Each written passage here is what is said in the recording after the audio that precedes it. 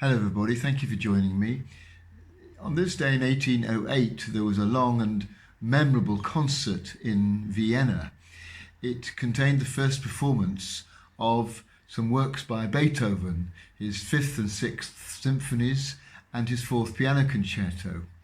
The trouble was, it wasn't the only concert going on in Vienna that night. There were a number of others, including one sponsored by one of his rivals, who told the members of his orchestra that if they dared to go and play in Beethoven's concert, they would never play for him again.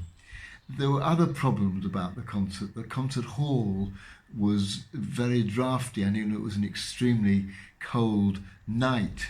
One of the singers in the choral fantasy, another of Beethoven's works that received his first performance, one of the singers was upset by something that Beethoven said, and so backed out at the last minute, and the soprano had to be a young novice singer. Beethoven himself had only really just finished the works, composing some of them right at the very last minute, and so the orchestra simply hadn't really had very long to rehearse them. And even when they did, they found that Beethoven was constantly making changes and not making it easy, so that they actually banned him from the rehearsals. And then during the actual concert itself, Beethoven got up and stopped one of the performances because it wasn't how he thought it ought to be played, and they started again. A whole host of things went wrong.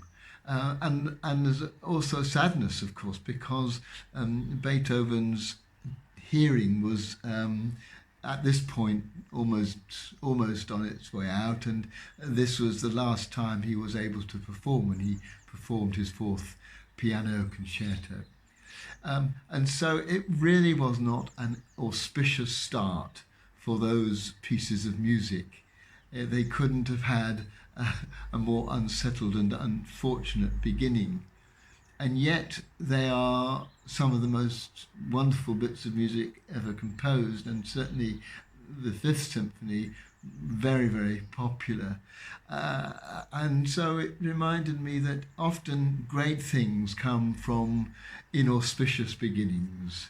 And I think as Christmas comes, you're going to see where I'm leading, that the signs were not great, that this child born in that manger was going to become the person that he did become, and yet out of what seemed very little came that most wonderful of lives.